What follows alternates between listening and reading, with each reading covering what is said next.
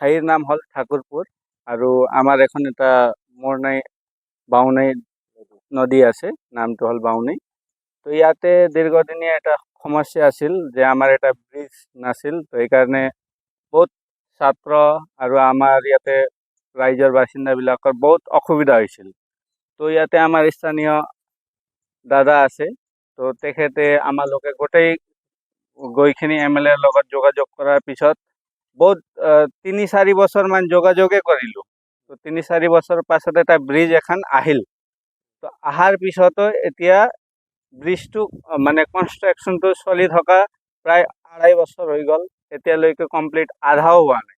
কমপ্লিটটো দূৰৰ কথা, এতিয়ালৈকে মিস্ত্ৰী দাকো আমালোকে সুধিলোঁ, তো তেখেতে কৈ আছে যে মালবিলাকে যিটো সামানবিলাক আৰু যিমান লাগে মেটেৰিয়েলছবিলাক যদি নাহিলে আমালোকেতো একো কৰিব নোৱাৰোঁ। মিস্ত্ৰী দাকো আমালোকে যোগাযোগ কৰিছোঁ।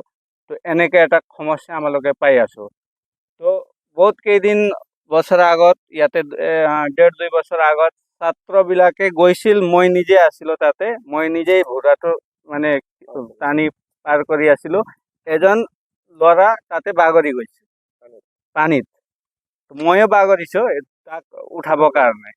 তো এনেকুৱা সমস্যা হৈ আছে। আৰু এটা বাঁহৰ ব্ৰিজ দিছে যদিও বৰষুণ আহিলে এইটো ব্ৰিজটো উঠাই লৈ যায়, ভাঙি লৈ যায়।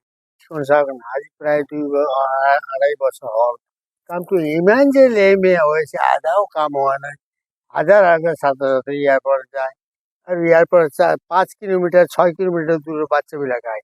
সিহঁতে ব্ৰিজ নথকাৰ কাৰণে আকৌ ৩ কিলোমিটাৰ ঘূৰি যাব লগা হয়। এনেকুৱা পৰিস্থিতিত কি কৰা যায়? আমি ৰাইজৰ হৈ চৰকাৰক, বিটিআৰ চৰকাৰৰ লগতে আসাম চৰকাৰক আহ্বান কৰোঁ যাতে অনতিপলমে এই কামটো হয়, এইটোৱেই কামনা কৰোঁ। চাব এইটো কৰাই নাই, যেই বাৰিষা এইটো উঠাই লৈ যায়। এইটো এনেকুৱা কৰি ল'ৰা ছোৱালীবিলাক বহুত কষ্টৰ মাজত আছে।